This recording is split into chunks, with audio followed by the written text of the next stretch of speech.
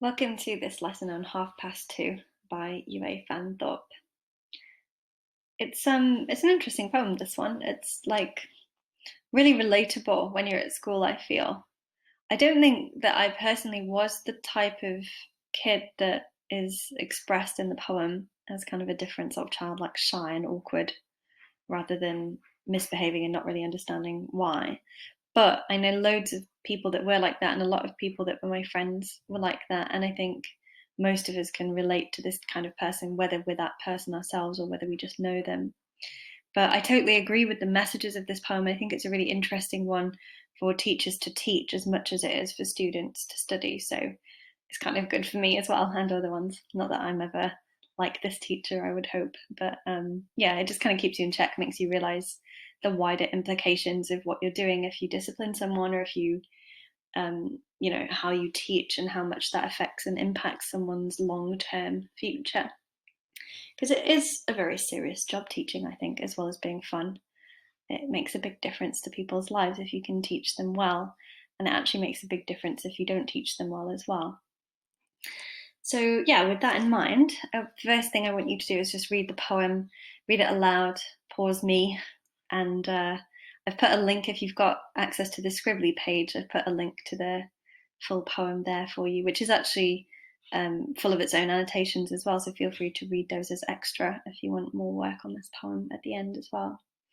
So yeah, have a look at that poem, read it through, and then unpause me when you're ready.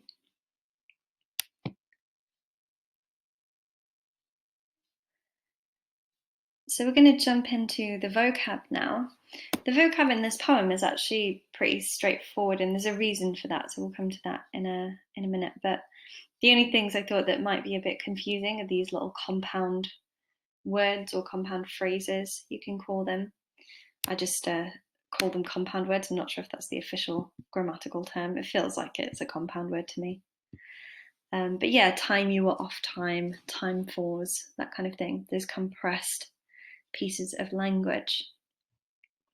So time you were off time, it's just a kind of idiomatic phrase. It's like a certain types of people would say this kind of phrase, so you might just know what that means anyway. But if you don't know what time you were off means, it just means time you were leaving, time for you to leave and go home. And then she does talk about time fors as well, which is basically things that you call different times, like time to get up, time to go home, time to eat dinner, that kind of thing. So the idea in the poem is that the boy doesn't understand time in terms of reading a clock face or understanding what time it is, but he does understand time in terms of when people kind of set boundaries with him and tell him it's time for this or time to stop that. So yeah, apart from that, I think the vocab's pretty straightforward in this one. So as a summary then, again, I've kind of given a straightforward summary here because I don't think it requires stanza by stanza analysis. I'll just kind of whiz through it for you. So basically, there's a boy, and it's important that he's young. He's really innocent and impressionable. He's not kind of formed his own character or his personality or sense of self yet. And that's really crucial. So he's not like a teenager or kind of almost an adult. He's very young. I kind of picture him as maybe 6 or 7. I don't know if that's right, but in my head, he's about that. And he does something bad. Specifically, that word something is used. And he's punished for doing something bad, although what he actually does is not clear. And the punishment is in the form of a detention. So he's kept back after class with the teacher and told to stay until 2:30. And he doesn't know what that means, 2:30, because he can't tell the time, because the teacher herself has not taught him yet how to tell the time.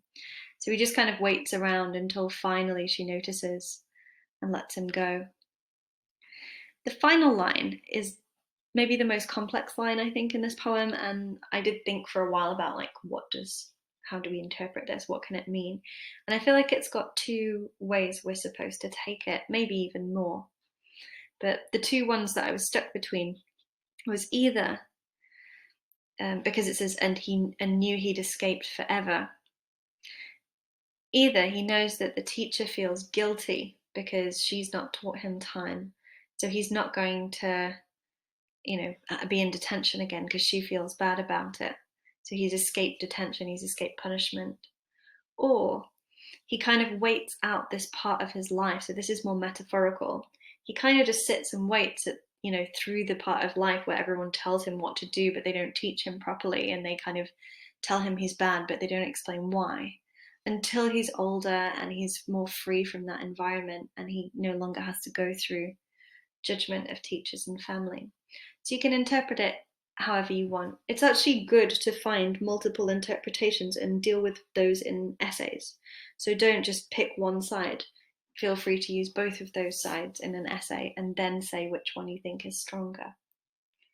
So that double interpretation, double meaning thing is something that if you're aiming for high levels, you always want to be getting into your essays.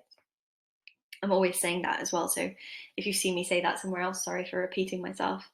I just I always try and hammer certain points home to students. So that's like one of my main things that I'm always banging on about.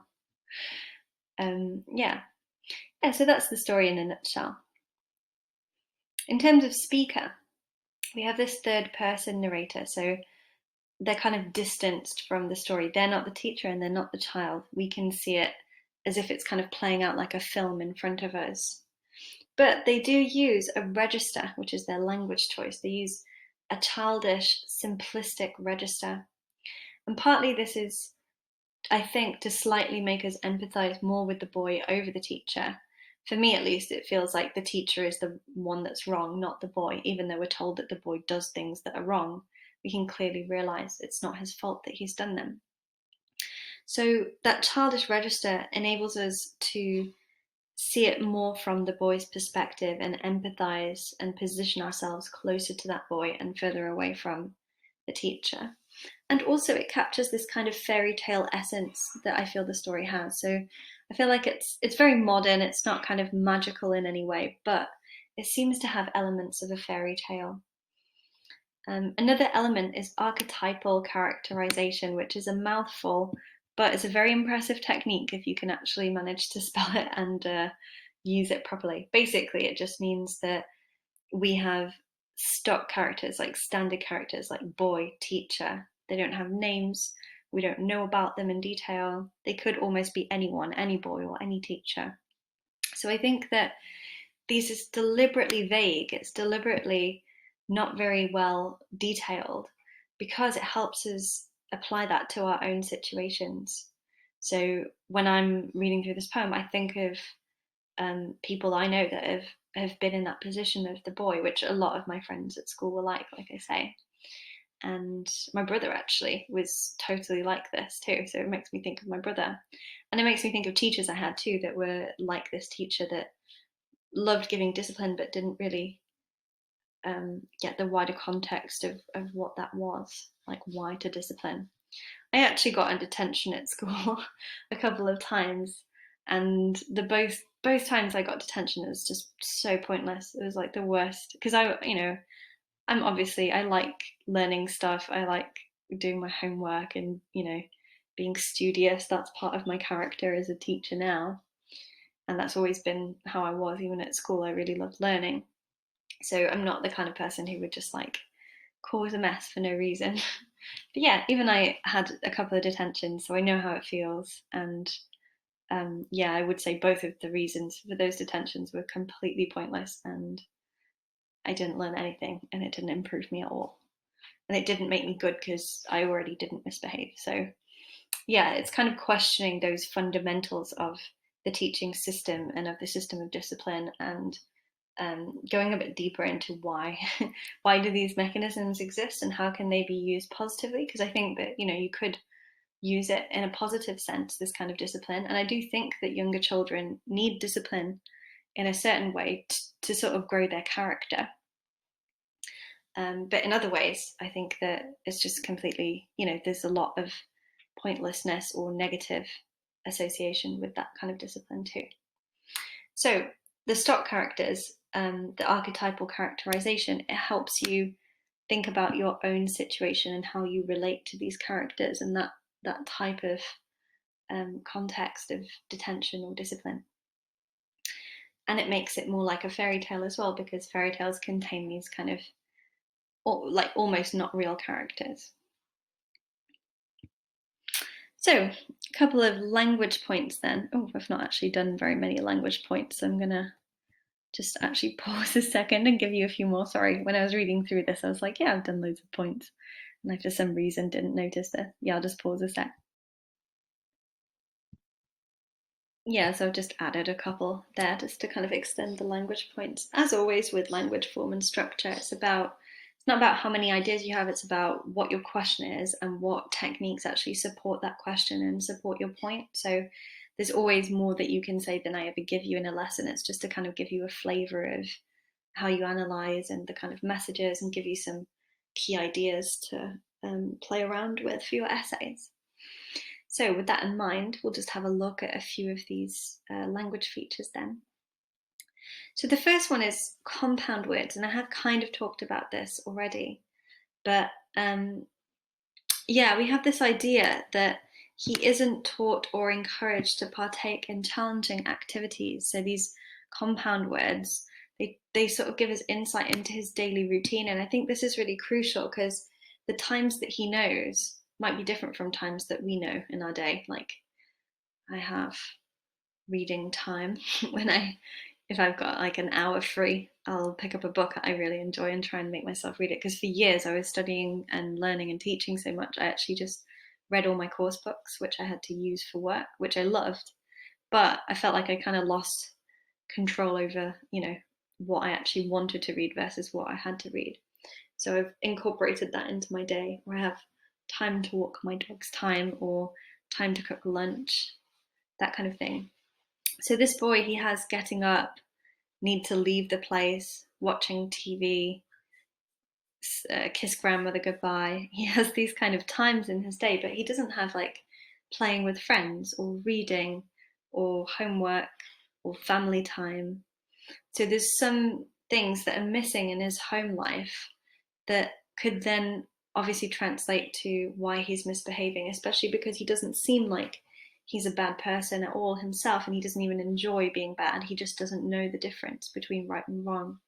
So it's really crucial that there's absence of routine, as well as certain things that he's familiar with there, because we get more insight into his life and his character.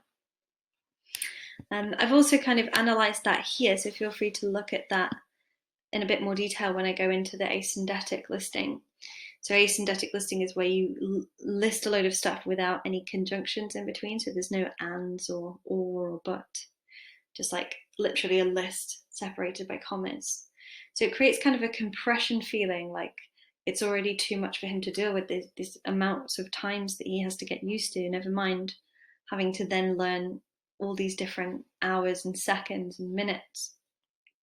So it's kind of overwhelming while we experience that asyndetic listing. And then that makes us understand how he can feel overwhelmed by that as well. And again, he's not supported at home, and he's not supported by his teachers either. So maybe if, some of those adults in his life actually believed in him and guided him properly, he would not have the same kind of disobedient behavior. So I think I personally anyway, feel sorry for him, like it's not his fault. And I think that's one of the messages of the poem. Third person pronoun, sorry, I'm skipping around a little bit here, but I'm highlighting just so you can see where I'm at. Third person pronoun, she, is used for the teacher. It's capitalized, and there's a lot of capitalization, which we'll look at as well. So it shows authority and importance, but it also shows that she is just a very impersonal figure. It could almost be anyone. Probably you're going to picture a teacher that you were scared of at school, or someone that you didn't like particularly, who happens to be a she, in that position. That's definitely what happens with me when I read that word she and I try and picture this teacher. And I think the poet is aware that we're going to do that because it helps us empathize, it helps us connect to the ideas of the poem. So finally then, capitalization. This is just where you use capitals. There's lots of phrases that are capitalized to show authority, importance, significance. This one I think is particularly important because it's something very wrong. There's a comic effect going on here, as there is with a lot of the poem. I feel like it's supposed to be humorous in a way, not entirely serious. And yeah, there's something very wrong is really interesting because in one sense it's important, it's capitalized, but in another sense it's just something we don't even know what it is that he did wrong. It's obviously not really that important because it's forgotten. The poet herself can't remember even what he did. So we can kind of call this bathos as well, which means anticlimax. It's kind of a use of bathos, which is where you I'll just type it in for you so that you know what I'm talking about. You're not just like her. Yeah, so it's a kind of anticlimax. It's like he's done this really terrible thing. What's he done? Oh, I don't even remember. We're not provided with that information because it's not relevant, and it obviously couldn't have really been that terrible.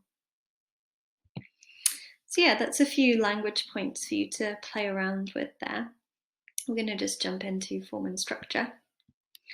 So firstly, it's free verse. This means there's no set rhyme scheme or set kind of clear structure to the line, but there are tercets, so 3-line stanzas. Each stanza is made up of 3 lines, and we call that a tercet. So you can think about why that is. I personally think it's because it's kind of like that tension between the sort of chaotic nature of the boy and the rigid rules that the school or the teacher imposes upon him. It's kind of half structured, half free form. So yeah, I think it's for that reason, but you might come up with other reasons as well. It's in narrative form. It tells the story, and it begins once upon a school time, which is very much how fairy tales begin. Once upon a time they begin rather than school time. So it's automatically telling us it's using a fairy tale allegory. We're supposed to interpret this like it's a fairy tale. We're supposed to have, sorry, I'm trying to highlight the fairy tale allegory. There we go. We're supposed to interpret it like it's got a message, because fairy tales, they are stories for children, but they deal with big adult themes and they have important messages at the end. We call this didactic. So it's a didactic poem. It's teaching us something. And you can kind of think for a while about what you learn from it. But what I personally learn is, as I was saying at the beginning, stuff to do with discipline and fairness and support and encouragement, those types of things, those kinds of ideas. So I think that his lack of education is the reason for the so-called wicked behavior. And he can't really be blamed for his own lack of education when he's so young. So other people have failed him in a way, the teacher, the school, possibly the parents as well, although they're not as strongly present. There's a sense of irony, which is kind of a language feature, kind of a form structure point. So that's a good one to use if you're confident with it, because it covers all your bases. But yeah, basically this ironic idea that he's supposed to stay till 2:30, but he doesn't even know how to tell the time because he's not been taught. So it shows us that he's not taught well, and it leads us to wonder what else has he not been taught, and probably that's why he misbehaves. There's a lot of parenthesis, like a couple of times, this kind of bracketed phrase. Brackets and parenthesis are the same thing. I just like this word because it sounds fancier. I forget what it was in brackets. It shows an intrusion of the narrative voice. So when it says I, this is the narrator of the poem, the speaker of the poem. And it shows kind of how silly and insignificant the bad action was. Finally, we have personification, which actually, I don't know what I'm doing with it there. It should actually be in the language. This is why I've got no language points, because I put them all in my form. Yeah, personification is a language technique. Sorry about that. I don't know what's gone on with my structuring on this one. Yeah, so in the penultimate stanza, the second to last stanza, the clock is personified with little eyes and 2 long legs for walking. And this basically shows us that the boy interprets the clock wrong, but he's creative and intelligent. He doesn't just kind of stare blankly at this clock. He's trying to figure out what is it for, but for him it just looks like a creature, because there's no way if someone just gave you a clock and you had no idea what clocks were that you'd be like, yeah, I can tell the time now. That's the kind of point that she's making in this poem. So in his mind, he's trying hard to interpret this clock, and it demonstrates some creativity and some intelligence.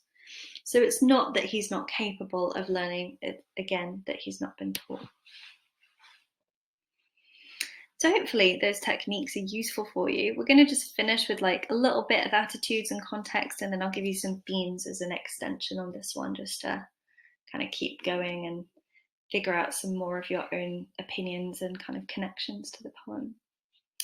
So the main three attitudes that I got out of this, which I've kind of gone through a little bit already. First one, bad behavior can be a result of lack of education. Just because someone behaves badly doesn't mean they are actually evil, or they are there to annoy you, or they're there to cause chaos. They might behave badly from frustration. They might behave badly from not even knowing the difference between good and bad.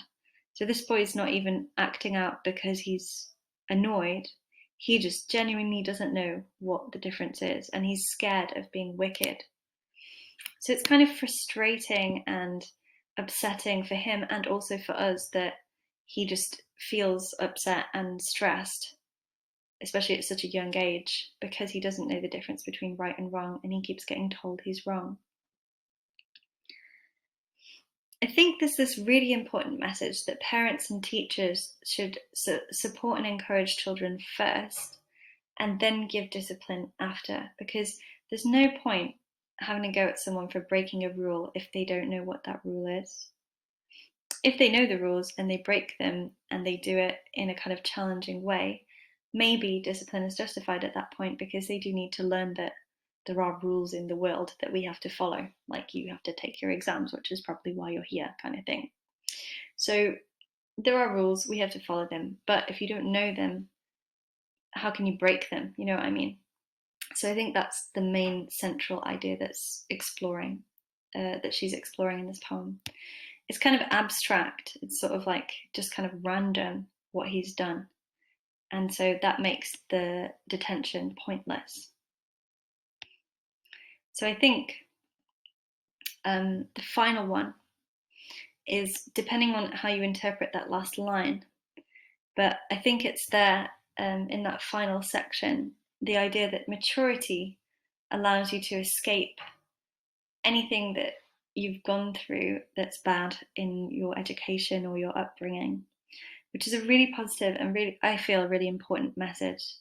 I feel like this is maybe something that I connect to personally.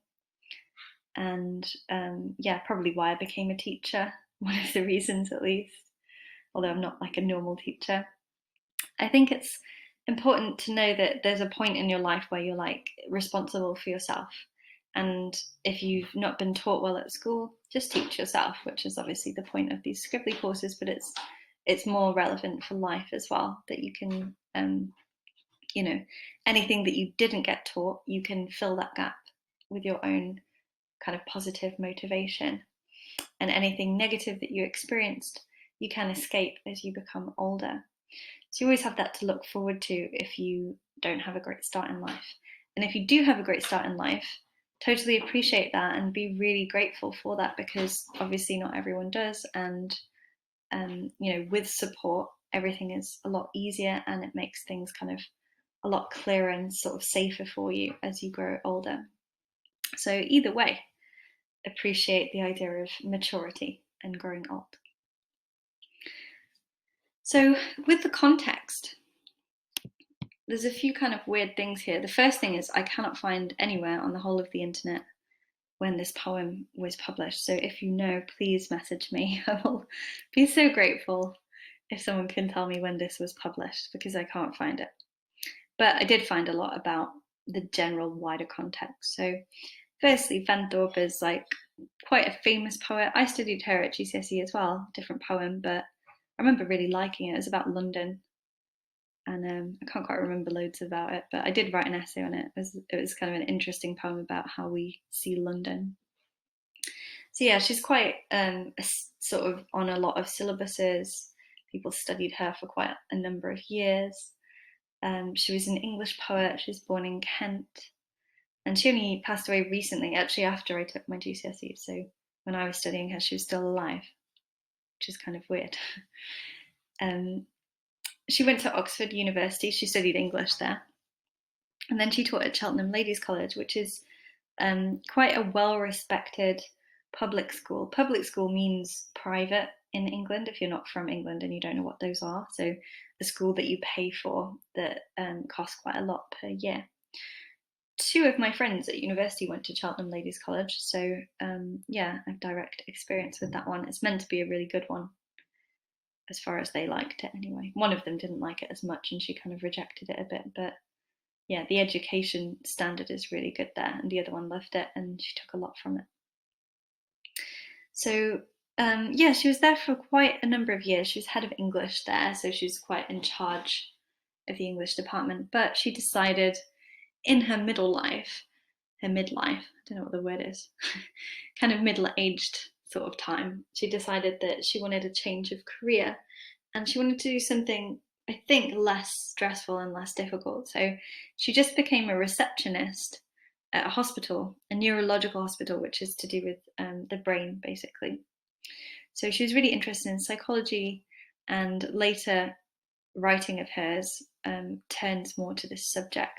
And I feel like this might be one of her later poems, because even though it is about school, it's very much about how does someone form their personality and their character, and how, when you're a child, how impressionable you are, and your experiences kind of stay with you, and they kind of colour your sense of self when you're maturing. So yeah, I think that's probably quite a useful point that you can use in your essays. So finally, we've got a little list of themes here. I want you, as a final exercise for this one, just to kind of write maybe a sentence or two on each theme and what the message is about each theme. So we call that a thematic statement. So what is her final message about parenting, education, youth, and so on? So hopefully you enjoyed this poem and you enjoyed my lesson on it. I really like this poem. Sorry it was slightly scatty sometimes. Sometimes I read stuff and it feels like it's all organised, and then I start teaching it and I'm like, no, this is not at all organised. So that was one of those lessons. But nevertheless, I feel like, we've covered a lot of ground. You should be feeling quite confident now. So yeah, thank you very much for listening, and I will see you guys soon in a future lesson.